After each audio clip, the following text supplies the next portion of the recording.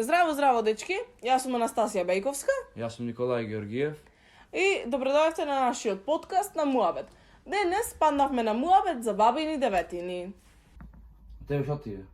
Глава ме боли многу цел ден. Баба ми цело време ми вели, може промаја да е. Од промајата, од ова, од она, која слушам јас баба ми со сите незини Муабети, бабини деветини, ова, она, па и кога ќе јадам, ако се истегнам, гјалот јадењето ми го јадел. Зошто не верувам? Јас секогаш верувам во тие работи и секогаш се точни. Например, ако имаш сладки, ако имаш колачи, кога ја отвориш чекувам сладко, конци излегуват. Тоа е навики на бабите, не се бабини деветини. Пример, баба ми ко мала секогаш ме учеше, немој Анастасија да седиш на кјошот од масата, ке те ники све крвата, а то најголем страв се знае за едно чупе. Тоа беше стварно точно. И младите се викаше Демир и седеше цело време на кјошот секогаш. И го порасна, се жена со 3 жени и 3 пати раскина.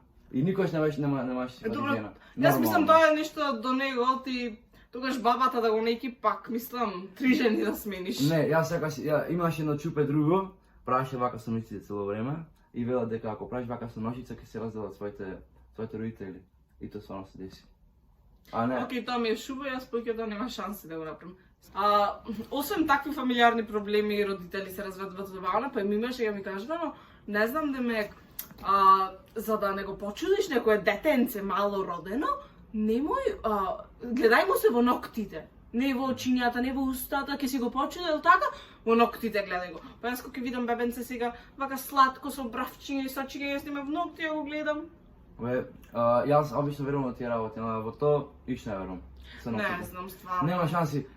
И плюс ако го почудиш, баба ми велеше, вака направиш ќе го исплукаш и сега се Да, и сигурно кога ќе го исплукаш ти детето со бактерии, тој тогаш нема да е почуден, значи не е можно.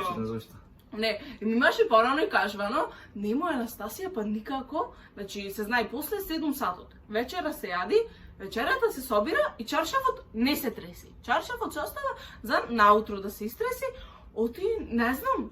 Не знам. Само доста марко, ко татко ми ме подсеќа се, само татко ми се враќа така ми вели, дојди вечер, не готвени чаршаф, сиромашни ќе сме останале. Сиромашни? Или па чадор ако клаиш натре дома. То никако чадор дома. Готово. Господи, чува тоа, вака само ќе ми направи. Дома чадор јас ќе купев, така имав навика. На баба ми уверувам, ама татко ми се уверувам на негови татко. Не, јас имам лоша навика да загинвам чадор. И сега кога што секој 2 недели Анастасија со нов чадор. И јас дома ќе се вратев.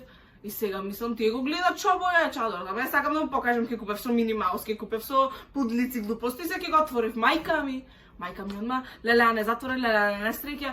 Мислам, ама сега како што збораваме Муабетов, мене малце шубе, оти пред нас има 2 огледала.